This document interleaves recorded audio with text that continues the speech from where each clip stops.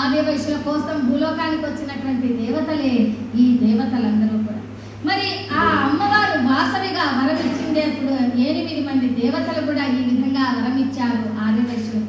దేవతలు వరాలను ఇవ్వడమే కాకుండా వాళ్ళకి ఇంకొక బోనస్ ఆఫర్ అన్నట్లుగా ఇంకొక వరాలు కూడా ఇచ్చారు. ఏమిటంటే అమ్మవారు ఎప్పుడైతే వీళ్ళని ఆర్యవైశ్యులను భూలోకానికి వెళ్ళాలని చెప్పిందో మరి కృషి గోరక్ష వాణిజ్యాల కోసమే కాకుండా వీళ్ళకు మరో 3 ధర్మార్థ కామ్యమోక్షముల కోసం ఇచ్చారు. ఏమిటమ్మా అవి అంటే, ఒకటి యజ్ఞాలు, ఒకటి దాన ధర్మాలు, ఒకటి పరోపకారం.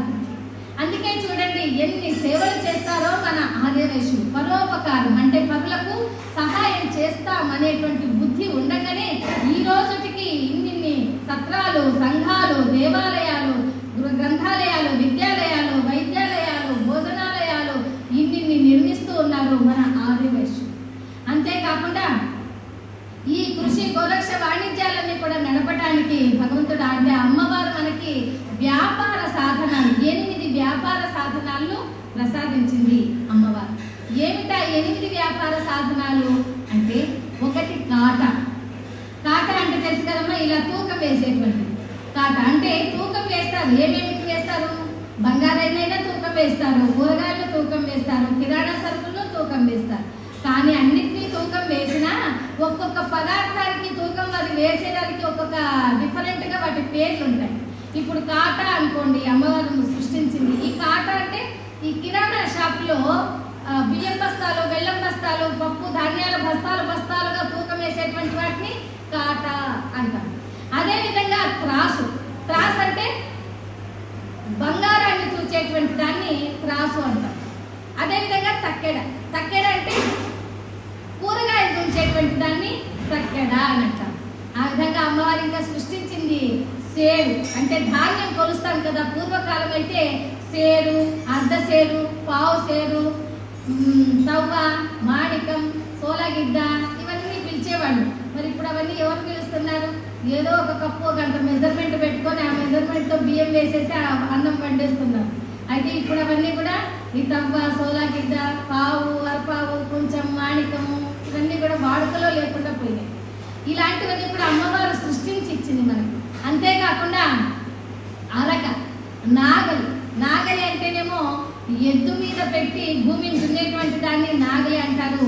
అరకంటేనేమో మనిషి భుజం మీద పెట్టుకొని భూమిని దున్నేటువంటి దాన్ని అరకంటారు.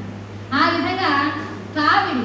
కావిడి అంటే చూశారు కదా, ఇప్పుడు శ్రవణ కుమారుడు తల్లిదండ్రులను ఇదే కాశీ పట్టణానికి తీర్థయాత్ర క్షేత్రాలకు తీసుకొని వచ్చారు కదా. ఒక ముందు వైపు ఉన్నటువంటి ఈ గంపల్లాగా పెట్టి 2 గంపలు వాటికి ఇలా తాడు కట్టి పైన కట్టె పొడుగాటి పెట్టింటారు. ఆ పొడుగాటి కట్టిని భుజం మీద పట్టుకొని ముందు ఒకవైపు గంపలో తల్లిని, ఇంకో వైపు తండ్రిని కూర్చోబెట్టుకొని వస్తాడే శ్రవణ కుమారుడు. అలాంటి దాన్నే కావిడి అంటారు.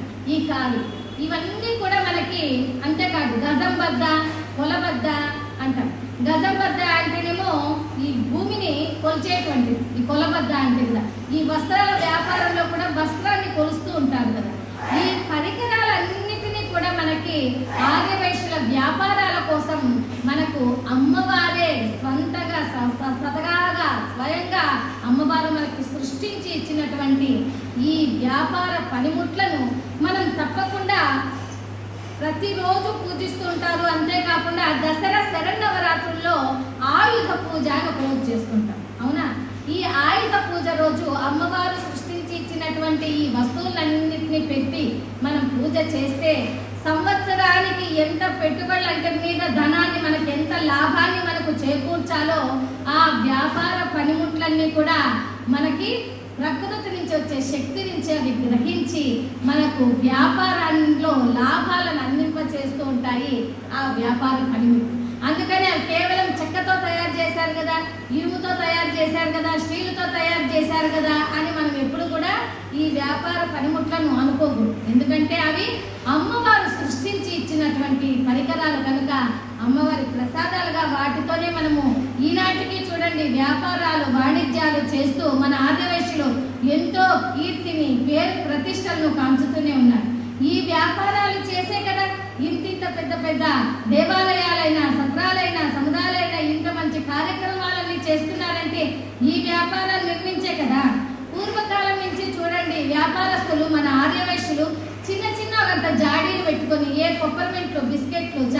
ప్లేట్లు లాంటివన్నీ కూడా చిన్న చిన్న సీసాల రూపంలో జాడీలు పెట్టుకొని అప్పటి నుంచి వాళ్ళు ఒక భక్తిగా, అదొక వ్రతముగా, పూజా విధానంగా ఆ వ్యాపారం చేసేటువంటి వారు కనుకనే ఆ వ్యాపారంలో వాళ్ళు ఎంతెంత సంపాదించారు కదా. ఇప్పటికీ చూడండి, నలుగురు పిల్లలకు పెళ్లిళ్ళు చేసి ఆ చిన్న వ్యాపారంలోని నలుగురు పెళ్లిళ్ళు చేసి 4 ప్లాట్లు కొని, 4 భూములు కొని, 4 సైట్లు, 4 అపార్ట్మెంట్లు, 4 కార్లు కొనడమే కాకుండా ఎంతో శ్రేష్టమైన ఇలాంటి కార్యక్రమాలన్నింటినీ కూడా వాళ్ళు చందాల రూపంలో ఇచ్చి, ధనాన్ని వాళ్ళు ఇచ్చి ఇంత కార్యక్రమాలు నిర్మింపజేస్తున్నారు అని అంటే ఈ వ్యాపారం వల్లనే కదా. మరి ఇప్పుడు ఎంతో మంది చదువుకున్న వాళ్ళంతా కూడా వ్యాపారం వైపు రాకుండా జాబ్ అంటే ఉద్యోగం వైపు వెళ్తూ ఉంటారు. మరి ఉద్యోగస్తులు వాళ్ళు చేసేది ఏముంది? వీళ్ళు చేసేటువంటి అంటే ఉద్యోగంలో బాస్ ఏమైతే పని చెప్తాడో వీళ్ళు ఆ పని చేసినటువంటి వాళ్ళు కూడా, ఆ బాస్ కూడా, వాళ్ళు కూడా ఏం చేస్తారు? వ్యాపార సంస్థల్లోకే వాళ్ళ పెట్టుబడులు పెడతారు. ఆ కంపెనీ యాజమాన్యాలు కూడా వ్యాపార సంస్థల్లోకి షేర్స్ అంటూ, కమోడిటీస్ అంటూ ఇలాగా వాళ్ళు కూడా వ్యాపార సంస్థల్లోకి పెట్టే కదా రాణిస్తున్నారు. కనుక కానీ ఈనాటి కాలం పిల్లలకి వ్యాపారం గొప్పనా ఉద్యోగం గొప్పదా అంటే ఏం చెప్తారమ్మా? ఉద్యోగమే గొప్పదంటారు. అదేవిధంగా వ్యాపారం ఎంత గొప్పది అనేది ఆలోచించరు. ఒక వ్యాపారం అంటే నువ్వు 40 మందికైనా, 400 మందికైనా, 40,000 మందికైనా, ఎంతమందికైనా పని కల్పించవచ్చు.